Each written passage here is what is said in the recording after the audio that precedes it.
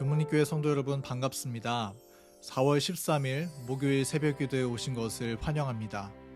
오늘도 에녹처럼 주님과 동행하면서 하늘과 한 걸음 더 가까워질 수 있는 귀한 하루 함께 보내기를 간절히 바랍니다.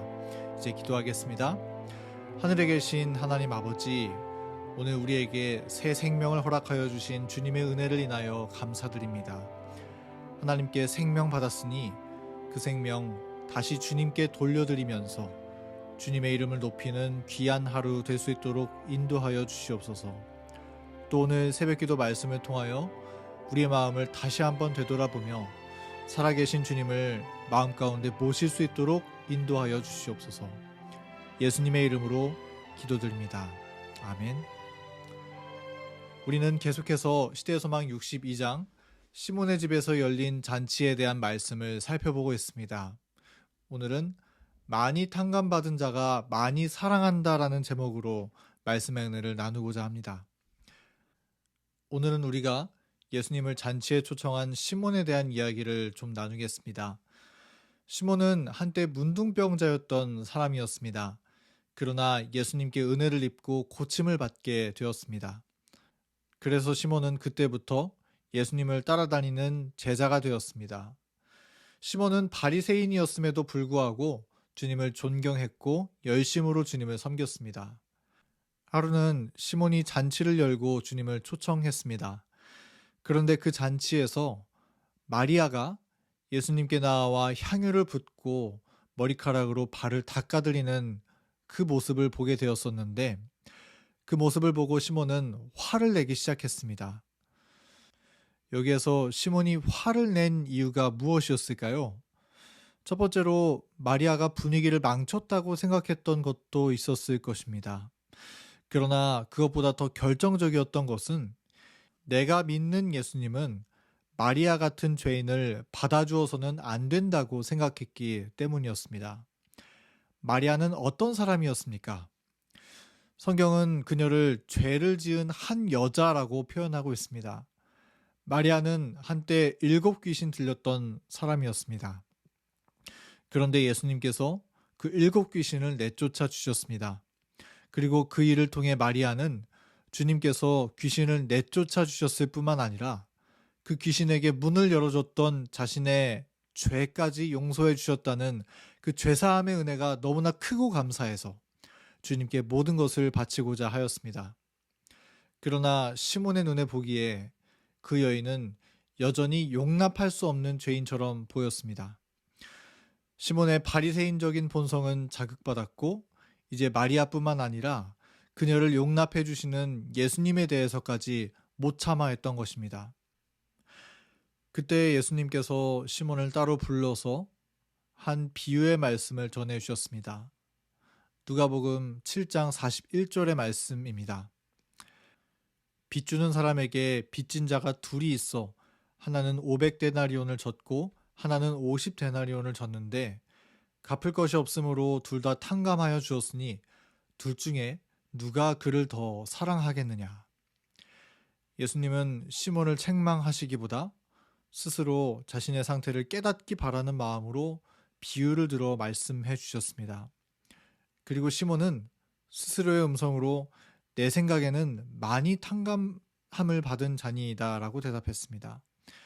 이어서 예수님은 부드러운 음성으로 시몬에게 이렇게 말씀해 주셨습니다. 내가 내 집에 들어올 때 너는 내게 발 씻을 물도 주지 아니하였으되 이 여자는 눈물로 내 발을 적시고 그 머리털로 닦았으며 너는 내게 입 맞추지 아니하였으되 그는 내가 들어올 때부터 내 발에 입 맞추기를 그치지 아니하였으며 너는 내 머리에 감람유도 붓지 아니하였으되 그는 향유를 내 발에 부었느니라. 이러므로 내가 내게 말하노니 그의 많은 죄가 사하여졌도다.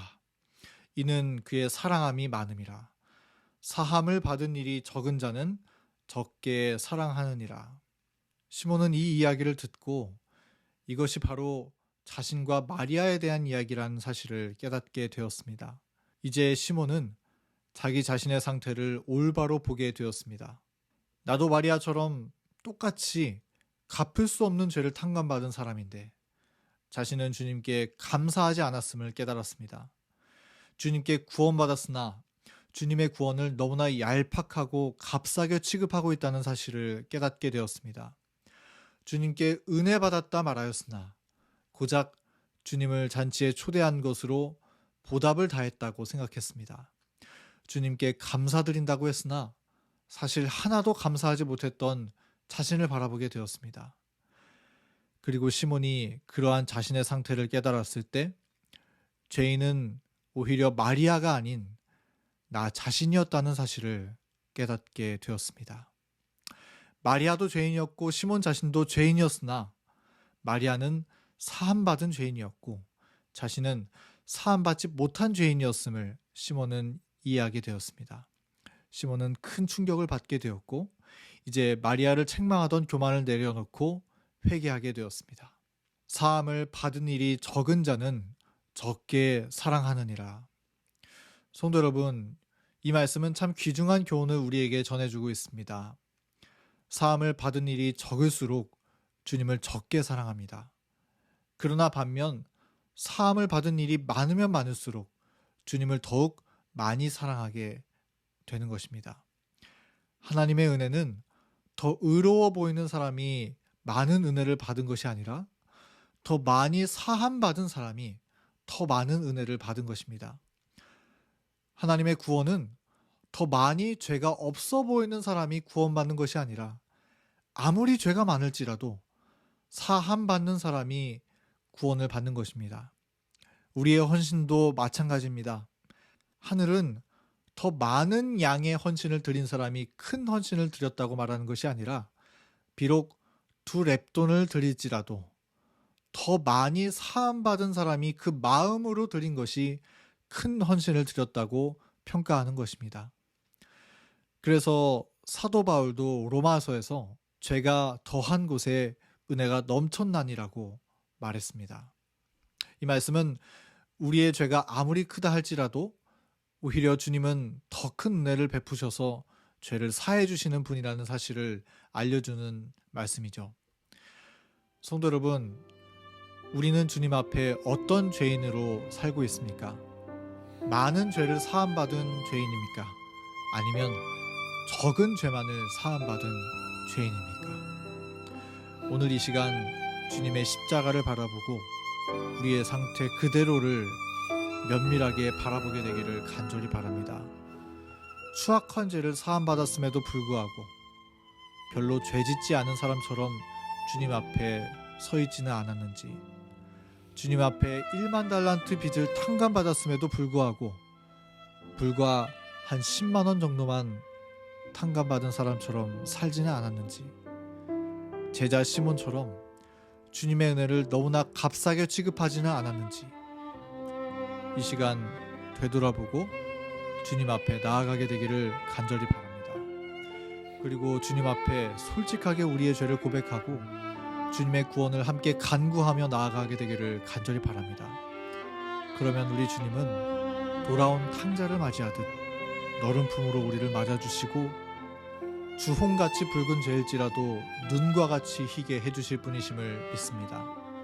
시대의 소망 568페이지입니다. 그대는 나는 매우 죄가 많다고 말하는지 모른다. 그대는 그럴 수 있을 것이다. 그러나 그대가 악하면 악할수록 더욱 그리스도가 필요하다. 그분은 울면서 참여하는 사람을 한 사람도 돌려보내지 않으신다. 아멘. 우리의 죄가 주님 앞에 많고 많을지라도 오히려 더 많이 사해 주시는 우리 자비로우신 주님의 손을 꼭 붙잡고 일어서기를 간절히 소원합니다. 그래서 이제는 사함받은 죄인 마리아처럼 주님의 크신 은혜를 높이고 찬양하며 사는 우리 모든 교문이 교회 식구들 되기를 간절히 바라면서 오늘 말씀을 줄이겠습니다.